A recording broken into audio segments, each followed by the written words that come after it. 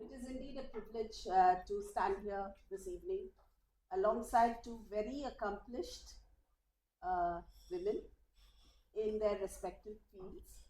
And why I said women is not that they are any less than any of the other genders that we have in society, but you must realize to be there and brave it alone and take those necessary steps to stand where they do. There is a lot that they left behind. Uh, Dr. Pranithi Reddy is a director, uh, part owner at Rainbow Hospitals, and also a very dear member, charter member of our club. What also she brings to the table that many of us know and some of us are not aware of is that she garners the support that we actually benefit from immensely. She has several other interests, and that will come out as part of the conversation that she is going to have with Kamala Rai. Dr. Kamala Rai is known for her global work at Novartis and leads a 5 trillion billion portfolio. I have no way of counting the number of zeros that she handles. And if I had to stand there and count the number of zeros, I think I would not be able to do so.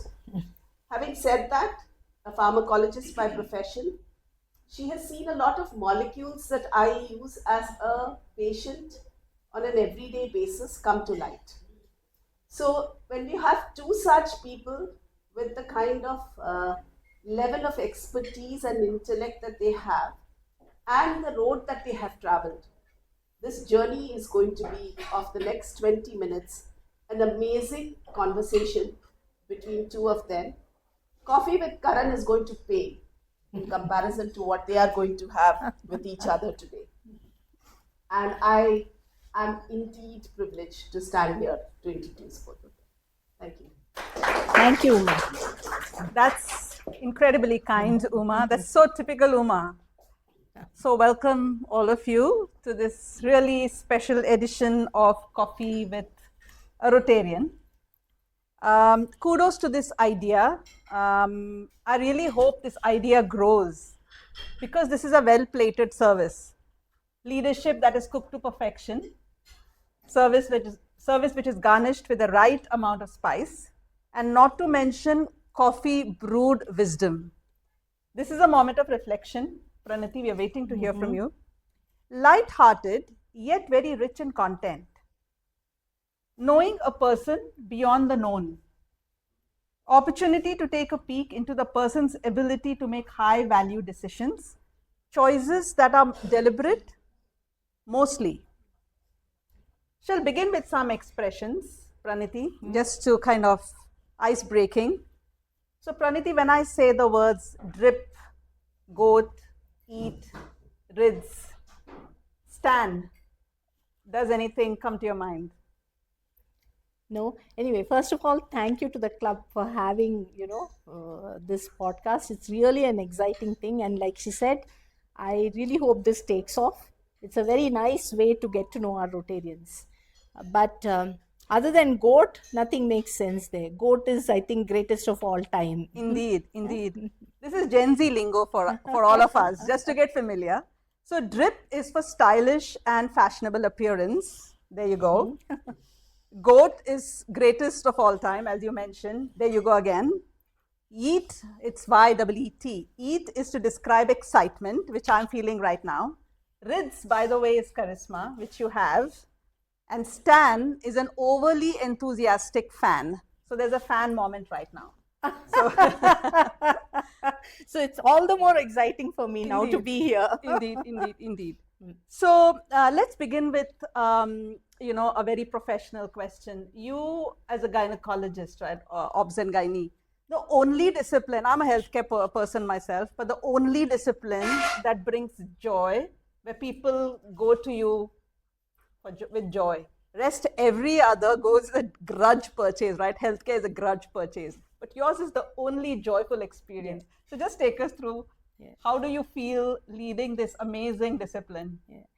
Blessed, actually, because when you go into medicine, you go in because it's a field of excellence. When I was going to choose my profession, there were very few choices we had, and medicine and engineering were one of them. And it was very privileged to get into medicine, and you don't think that much about, why you're getting into medicine. It's about treating disease. But after having worked in the field of obstetrics and gynecology, particularly obstetrics, which deals with childbirth, I think we are, as obstetricians, really blessed to be in this field, which essentially deals with disease, which is extremely stressful, sad, may have, poor suboptimal outcomes, to be in an area where, you bring joy. You have women who come to you who want the condition they have. Nobody, a person with cardiac disease sitting in a cardiologist's office doesn't want to have the cardiac disease. But a woman who comes to me who's pregnant wants to be pregnant. She's very happy. And, and on the other side, on the more serious side of, what this does is also the fact that, especially in a country like India, pregnancy may be the only time when a woman actually submits herself completely to healthcare. And I think as professionals who are involved in this field, I think it's a great time to optimize women's health. Because if you see, and it cuts across all strata, and I think particularly in the lower socioeconomic strata, when a woman is pregnant, she goes to the doctor. It may probably be the first time she's actually visited a doctor. But through this journey, the family is very supportive. They're willing to invest in her healthcare. They don't hesitate to spend money at this stage. And I think as obstetricians, this is what I tell my younger colleagues. I tell them, take advantage of this situation. Make her healthy, make her fit, because we don't know when she's going to come back to us. Indeed. So it's an amazing field. It's a field which brings a lot of joy. I probably bring home a sweet box almost every day and much more on other days. So I don't think any other doctor is so joyfully rewarded. But it also is a discipline where you can make a meaningful change to women's health, I think. Brilliantly expressed. So we're going to do an imaginary thing. Now imagine this is coffee. Uh-huh. Yeah. So coffee, a cup of coffee in hand. I wish we had done better prep. No, that's fine. I'm happy to drink this. This is your cup of coffee. A heart that is full, and you are on the hot seat. How's the mood right now? Excited. Very nice. It feels very good. I feel happy to be here, to be able to share my journey with a family with whom I've been there for so many years.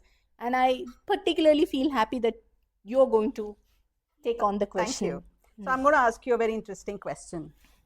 If right now you were to go hammer and tongs, what would that be for? I'm already doing it. I would do it for women's health, particularly for the field of childbirth. I want to make it future ready. And I think my field, obstetrics and childbirth, lends itself extremely well to technology, to, the oncoming AI revolution that's going to happen. And that's because, pregnancy is in 95% of the cases an extremely predictable journey. And it's very easy to make it digitalized, to bring technology into this, to ease women's experiences when they come for care in pregnancy, and to standardize care and bring in protocols, standard operating pathways which can be used, because we as a group have now grown and we are present over many states and many hospitals, and we want to standardize care everywhere. And I think technology is the only thing that will take it forward. So it's very exciting for me to be involved in that. We've just started that journey at our hospital, and I find it so rewarding to be able to make a difference in terms of standardizing all the care and also making women's health much better. I think women deserve it. I've had this vantage viewpoint of women from whenever I've started dealing with them. And I really do think society places a lot of unrealistic expectations on women. I mean, you're expected to multitask. You're expected to be this dutiful daughter, a devoted wife, a caring daughter-in-law, a nurturing mother. There was a point when then our parents went and said, hey, you need to get educated. And then we became educated, dutiful daughters, educated, caring daughters-in-law. So I think whatever we do, these expectations don't go away, and we have to learn to tie that in. And I think health is a big issue that can be optimized for women while they do all this multitasking. Thank you. That's so brilliantly expressed. So the first time I saw you, Pranithi, my first meeting few years back, couple of years back, I saw, and you were introducing a topic, and I just saw the elegance, but more importantly, what stood out is the most powerful expressions, right? So how do you prioritize tasks so elegantly? And also you have an uncanny excellence in the way you express. So can you take us through your mantra? So prioritizing tasks, I'm not sure I'm very great at it, but over the years, one of the things that has helped me through, and I share this with my colleagues also, I think one of the things that has helped me a lot is to stick with task lists. I work with them a lot.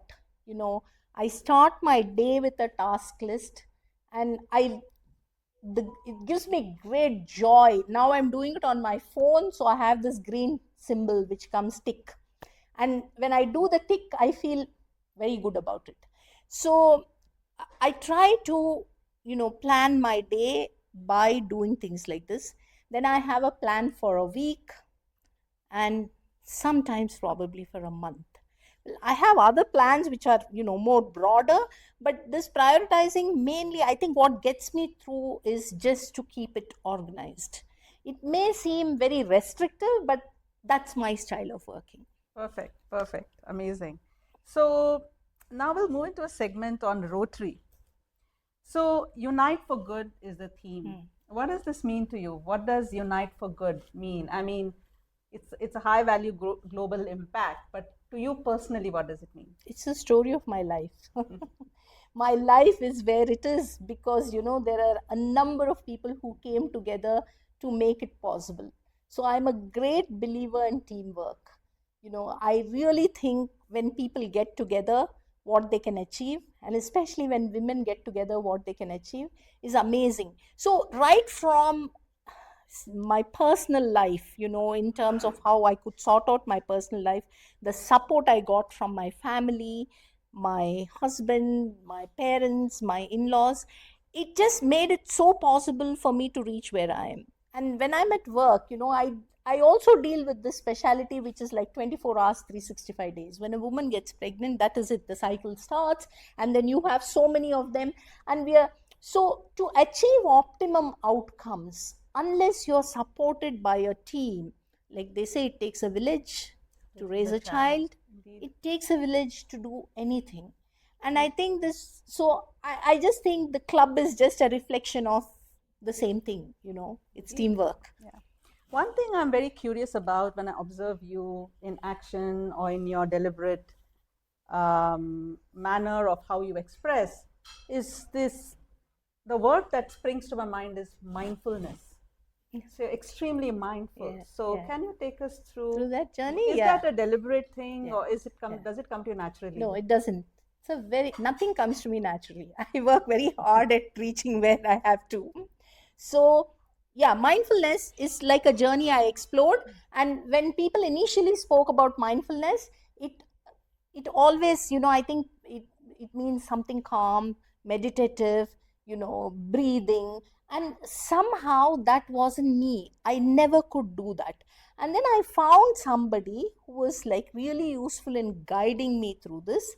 And so this was actually, there was a period, I think 2018, 2019, when I really went through burnout. Professionally, I went through burnout. And my job means everything to me. I love doing my job. I like getting up in the morning, going and seeing patients, interacting with my team, delivering babies. It's just simply non-negotiable for me. And I went through burnout, and it became very difficult. It spilled over into my personal life, and then I started looking for solutions, and all this was told, meditation, breathing, and nothing worked. And I actually then met, took the services of a life coach, and he redefined this for me. And he said, see, mindfulness is not a state of calm inactivity, it's actually focused awareness.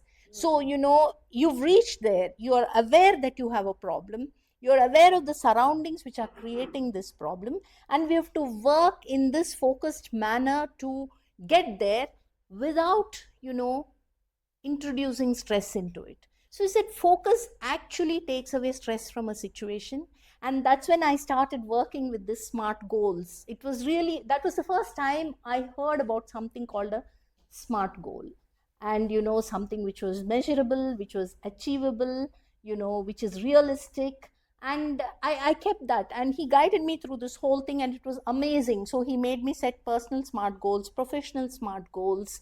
And so basically mindfulness to me is focused awareness, and I've learned that, and that's how I think I evolved into these task lists. So it's very deliberate. Absolutely, thank you. I think if we have time, we'll come back to this very important focused awareness that you really piqued our curiosity on that.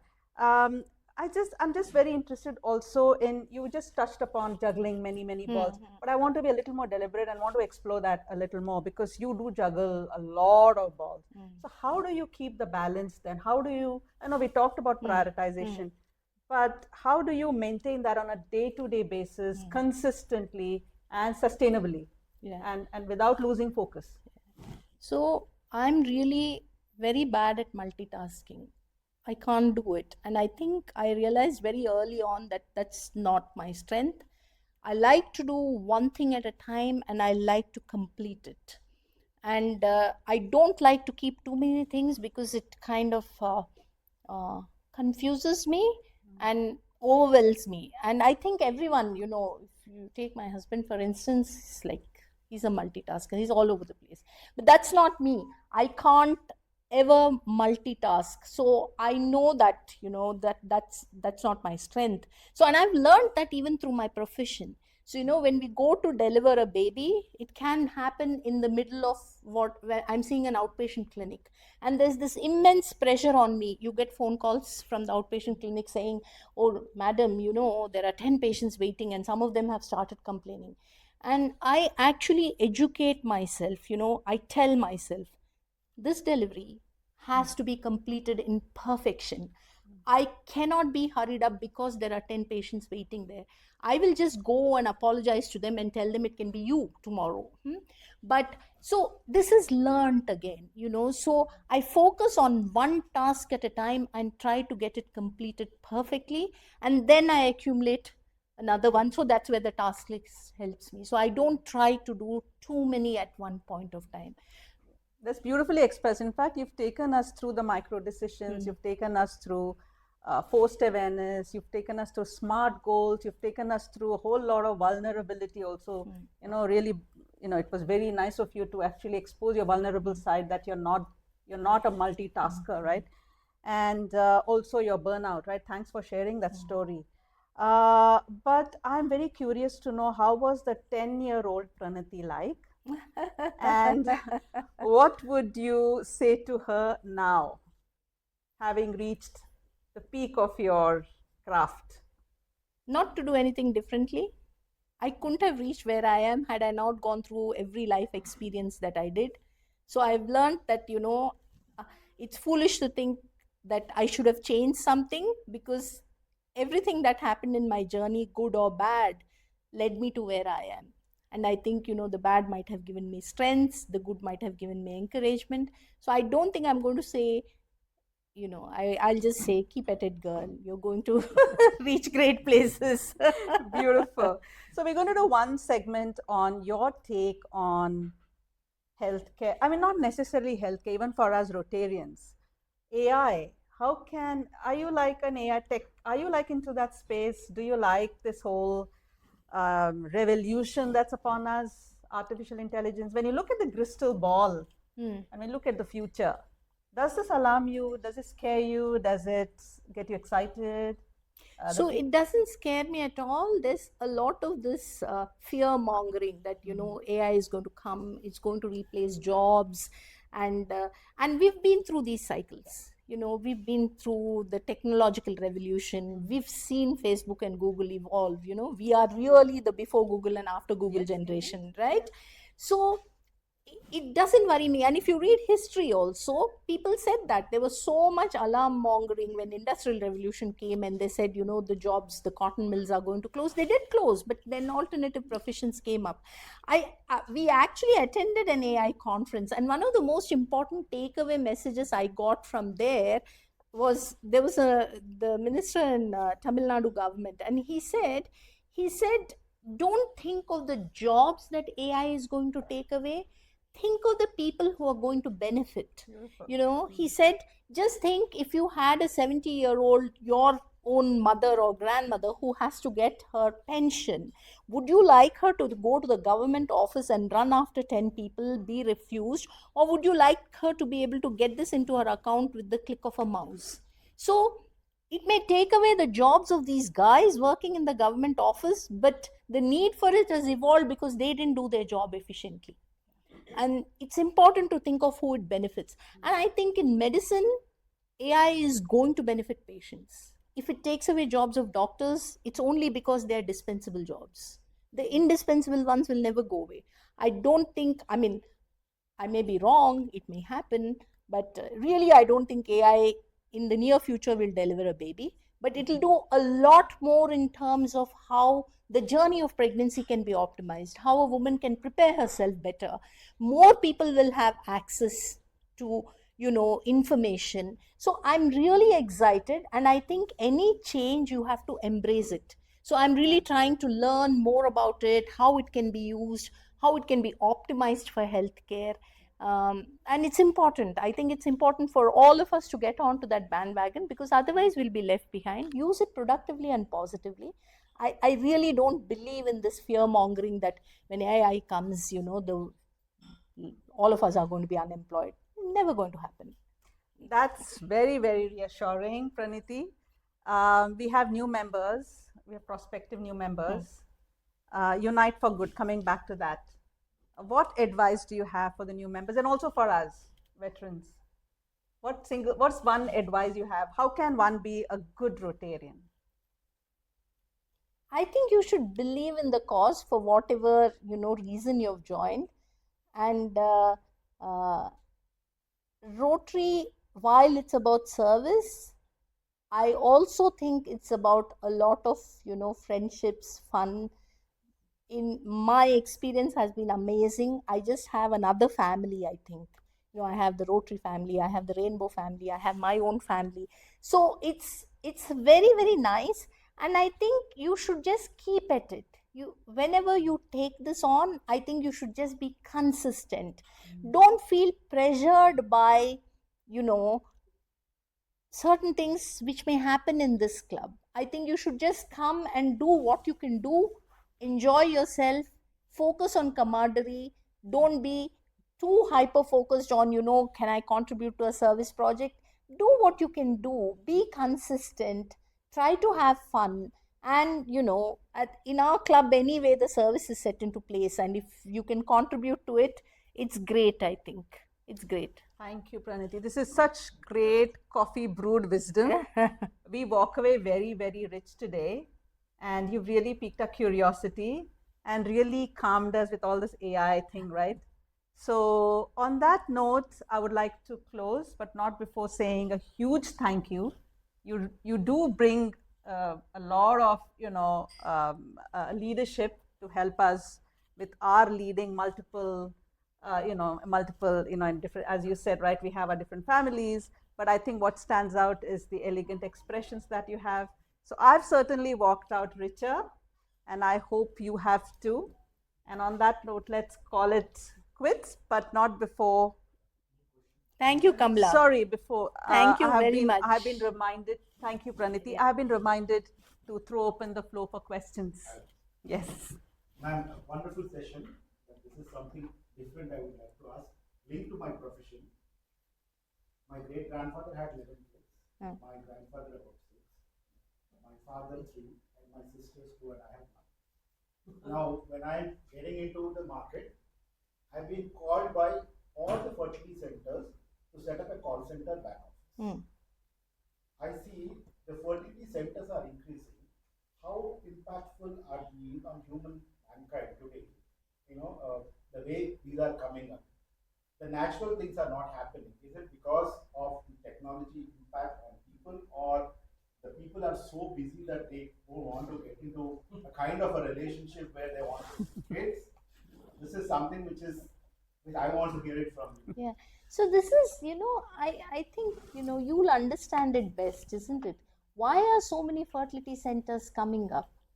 It's demand and supply, isn't it? So the demand can be due to the various reasons that you've just said. There are lots of things that are happening in terms of a woman's reproductive health, which is changing. Well, the most obvious shifts are, uh, you know, mm, people who are delaying childbearing, getting married later, and you see, what do you tell? This is what I tell people. You can't have conflicting advices that you give. Now, when you bring up a girl child, what do you tell her? Educate yourself, get a great job, right? And you work, focus, become successful. And then suddenly she gets married. I have so many girls who tell me that there's this complete confusion, and then she has to get into this route of having kids, taking a break from her career, taking a step back. So they're really scared. They're not coming out of a place of being foolish or look at this new generation, how are they? No, it's the conditioning that we've given them. We've taught women to be successful, educate, go do a job, be successful in that job, and then you tell them suddenly, now that you're married, you just have to step back for 3 years. That's how they're looking at it, and they're really scared. So they do postpone pregnancies, and when they get older, it becomes harder to become pregnant. And then they've also see the conditioning that they are exposed to. So they lead very structured lives. They work, I finished they work with task lists, and they need to finish it. So they're conditioned to having a baby also like that it has to happen 1, 2, 3, 4, 5, 6. This is the way it has to happen. This is the time frame I have. I want to get pregnant in this time frame. And by this time frame, I want to get back to my job. So definitely there's an increase. And yes, definitely there's an increase in the complications that we see in pregnancies, which result from, assisted reproductive technology, whether it's IVF, ICSI, whatever it is. They are more complicated pregnancies.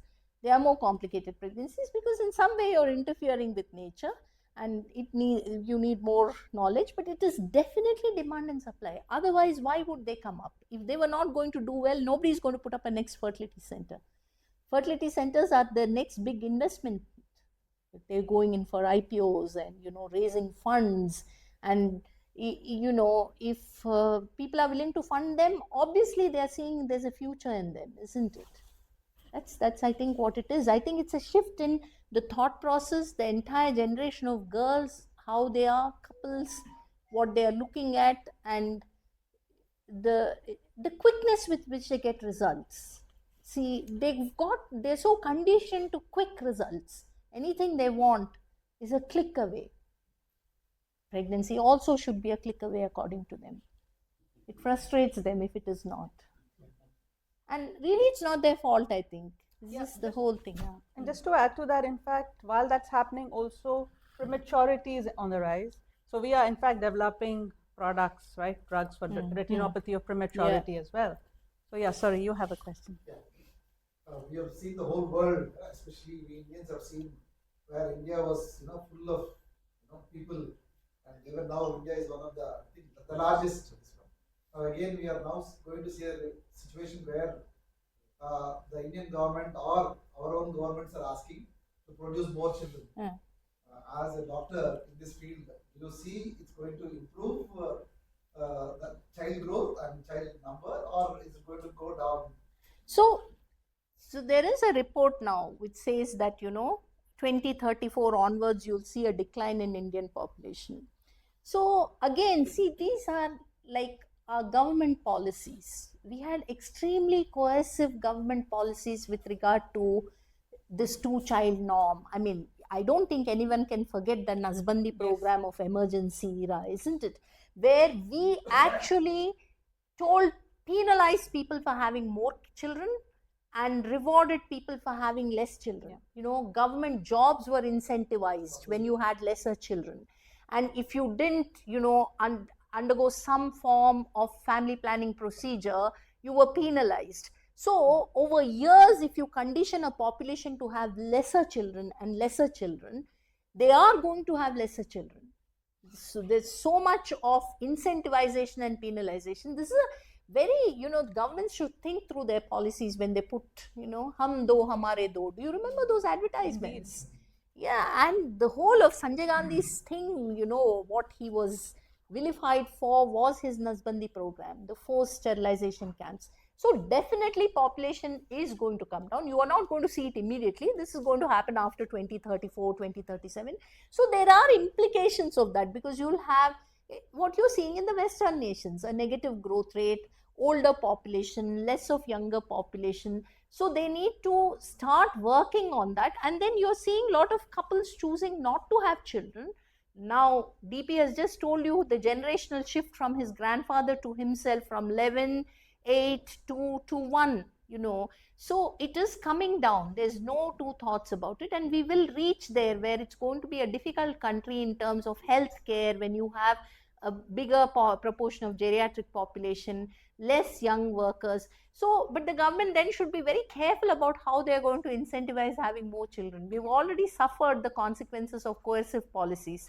It should be more inclusive. And somehow, see, the other thing which has contributed to this is that the burden of contraception, birth control rests with women. Rests with women. Men are not party to contraception because they don't face the consequences of pregnancy. And because, you know, this women took advantage of that, and they are so much in control of their fertility now. So they don't want to have more kids. Continuation of that. I mean, getting married late is one of the main reasons what was raising the not having children.